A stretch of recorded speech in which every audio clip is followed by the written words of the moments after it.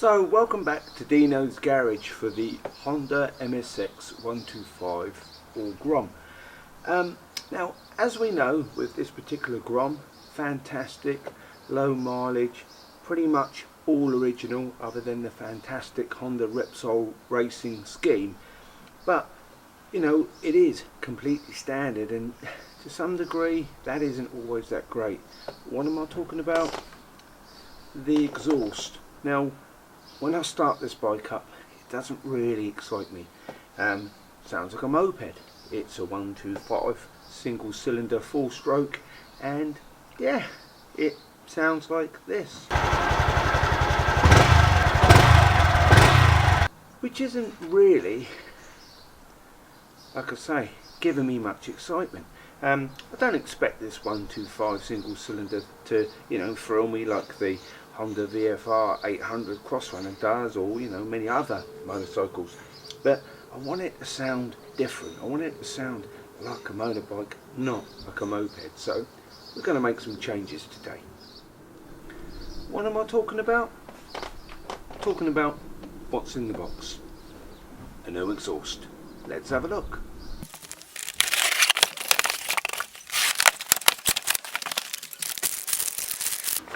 So, stainless steel, this is our lower section.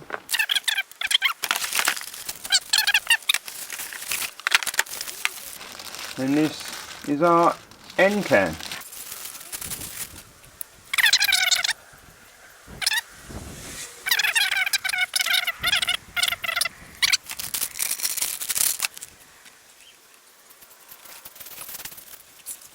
And that's pretty much going to be something like that on the bike. So here are the details of the exhaust that I ordered. On this receipt it actually shows it in dollars. I think it cost me £89 via Amazon. So before we can change this exhaust, obviously what we need to do is get underneath and see what we need to undo. Now, we know we got a bracket here. We undid this when we did the oil change. And then we need to look at really what's underneath, because on this original exhaust we got the collector box that sits underneath the engine. So let's get down and have a look now. So to remove our original exhaust, we have these two studs here coming out of the exhaust port at the top of the engine. Looks like we got two 12mm chrome nuts, and basically loosen off those two chrome nuts, and then that will remove that part. But also we have what appear to be a 12mm and a 12mm each side, two bolts holding the collector box in the middle of our original exhaust onto the lower part of the frame here, and then we need to undo the bolt on the back of our sort of foot peg area here. So basically we've got 1, 2, 3, 4, 5 in total fixings to remove. So let's get the tools out and get on with that now. So to do this, basically we need a wrench, and pretty much everything is 12mm. I say pretty much, it is. Everything that we need to undo today is 12mm. What we may need is something like an extension bar to get into those deeper bolts that are underneath that frame section, to get the mid section of the exhaust, the two bolts each side out. But like I say, everything's 12mm, so let's get going and undo all those 12mm bolts. So I'm going to start with undoing this bolt. Basically we've got a 12mm headed bolt and a 12mm nut on the back of this, so I need to crack off and loosen the nut first. I should use my 12mm spanner. In this case I'm holding the nut with the spanner, and then just remove the bolt from the front. Always good idea to put your nut straight back on your bolt so you know what that's for and where it went. Keeps the two together. So that's that undone. Now what you can do actually is leave your bolt in there just to help secure that, because when you start undoing these things and undoing this, you don't want it just to drop out and hit the floor. So it's a good idea, actually, we know we've loosened this off, just to put that back in there, even put the nut back on loose, just so that's held in place. Now we get on with these. So these are sort of deeply recessed into this bit here. So what I need to do is take an extension bar like this. That 12mm goes on there. Now I have the extension to be able to put my wrench on here, and there we go. It's as easy as that.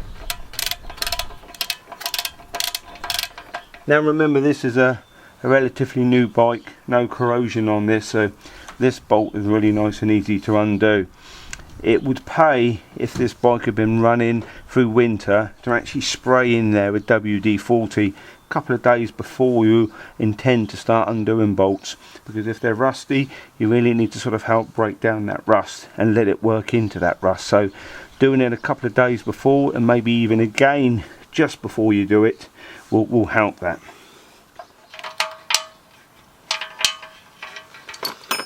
And as I say, this is the bolt out of here, and there's absolutely zero corrosion whatsoever on this.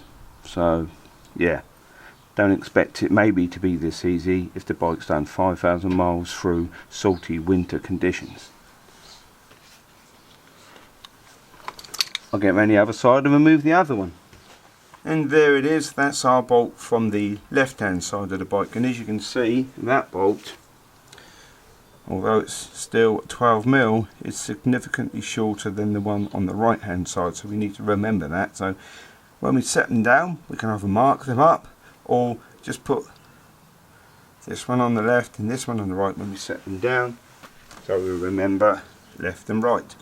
So now our exhaust is held and suspended by the two chrome nuts on the exhaust outlet, and we put this bolt back in here to hold this in place, because if this bolt wasn't here, this is no longer secure, and so everything would be hinged on this part here, and you don't really want that. You don't want the exhaust being held by this section around the top of your engine, so always get that bolt back in here, then we can begin to undo these here. So as I say, two 12mm chrome nuts. Now we can use a spanner, a ring spanner will go on there, and we can crack that off, but we may also be able to use a socket. Now if this guard was in our way, we just obviously remove these and take this off, and then this would be able to go straight up on there, but it looks like we've got clearance and this guard isn't obstructing the rotation of this 12mm socket.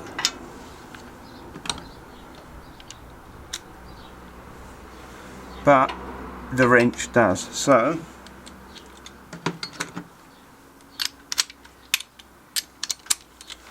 back to our extension bar,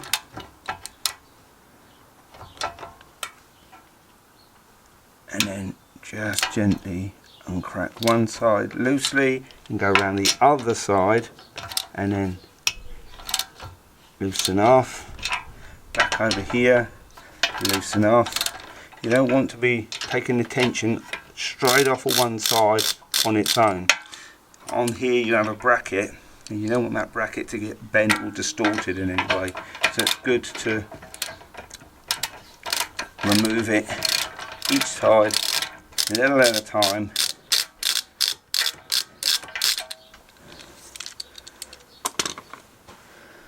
And that is our 12mm chrome nut.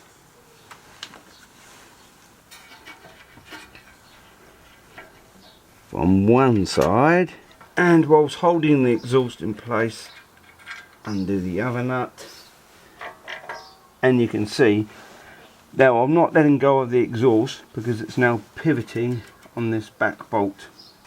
We now need to take the weight of the exhaust, undo this nut at the back. If we remove our bolt, I now have all the weight of the exhaust in my hand, and it comes off as simple as that. Right, so that's the original exhaust off. Pretty simple. Now we're going to get the new one on. Let's get on with that. So the first thing we're going to do is take our downpipe and we're going to get that up into here and bolt that into place. Now this weighs probably, I don't know, not even half a kilo. So we should be alright once that is bolted up into there for it to be hanging in place there under its own weight. So we've got to make sure that that collar's up correctly.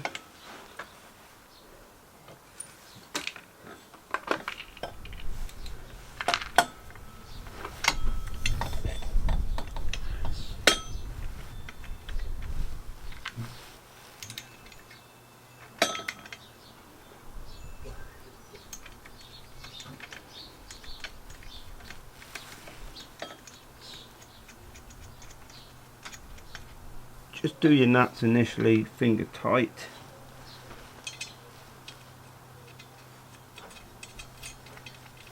So we're not putting the strain on this bracket on one side at all.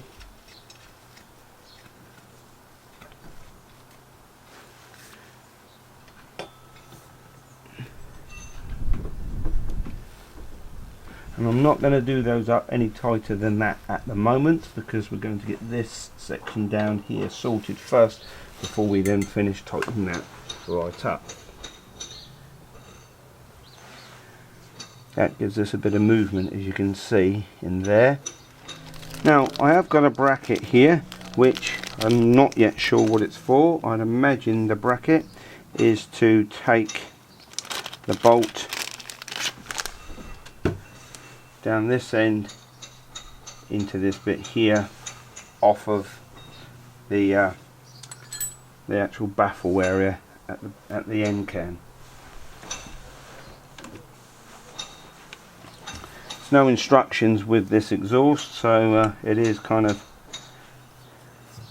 take it as you find it and figure it out for yourself. So this is where we're going to start adding weights. We need to be careful when we add this. We're not putting too much stress down at this point, so we need to be thinking about holding things up and not letting things just drop on their own and putting stress down here. Now we have a stainless steel fixing band. This has some protective plastic on it, so that needs to come off. So this is our end can, and obviously this is our fixing band. It's basically that stainless steel band and then the rubber that goes inside it. It basically sort of clips over the stainless steel part. That slips on to here, and this has been pre-formed so it sits nice and comfortably and snug around the shape of the end can. Now the idea then being that obviously that slips on there and this bolts onto there. So I'm still confused about what this bracket here is for, because the logic of this bracket is you would bolt into there and then hang on there, but there is no bolt for this section. So to me it looks like this goes on here and bolts through there. So now at the moment everything's pretty loose, so I can just look at it and check it out and see if I like it this way. Looking for possible issues. Maybe the swing arm rubbing on the back of the exhaust, but that has clearance. I can get my hand almost between those two, so that looks fine. And as you can tell now, that's fairly secure without me even doing it up tight, so that's all good. Now this obviously can slip around and rotate around here, so I need to look at the end from a different angle now and see whether that looks right. So here's our end can, and we want to make sure that this is not twisted around so it doesn't sit parallel to the bike. Now it looks like it possibly needs a little scoot this way just to try and level that up a bit.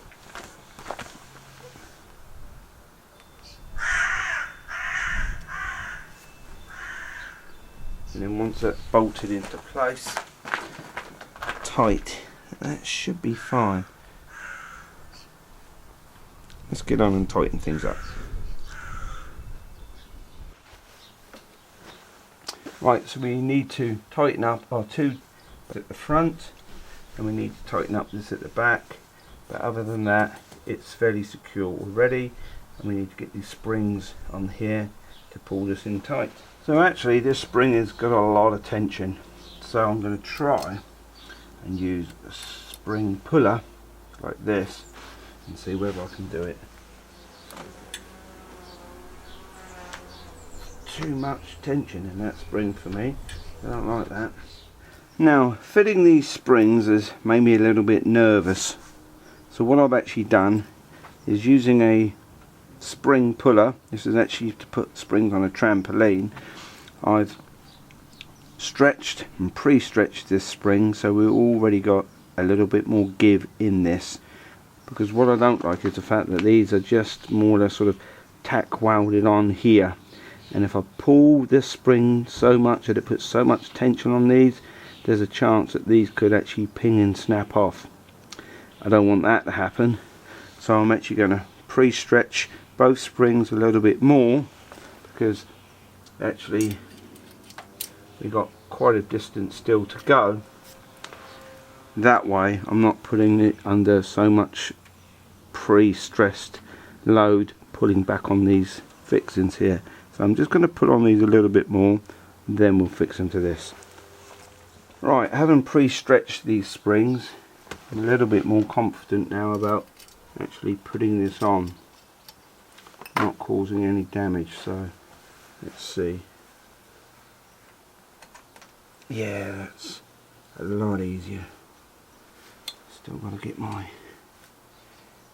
clip out. There we go. So that's one in and two in. So basically what I did is I took a lot of the tension out by finding something in the garage, hooking the hook into something, and then pulling on that spring to just take out some of the tension before putting all that tension on these points. So that's still got to stretch a little bit to clip in there, but it's nowhere near as much sprung tension pulling back as it was before, but it is on nice and tight. Now we can do our bolts up. Right, so that's our exhaust done up in place loosely, but now we need to torque. We have our torque wrench here. We're going to get our 12mm socket on the end of here and do up those two 12mm chrome nuts that are basically at the lower section, or the front part of the exhaust, the bit that actually comes out from the top of the engine. So let's get those done up to the correct setting, and that's going to be either 27 Newton meters or 20 foot-pounds of torque. Set it to however your torque wrench is. Some will have both on each side, so that's 27 Newton meters or 20 foot-pounds of torque. Let's get on and do them up now. 12mm. We know we're tightening.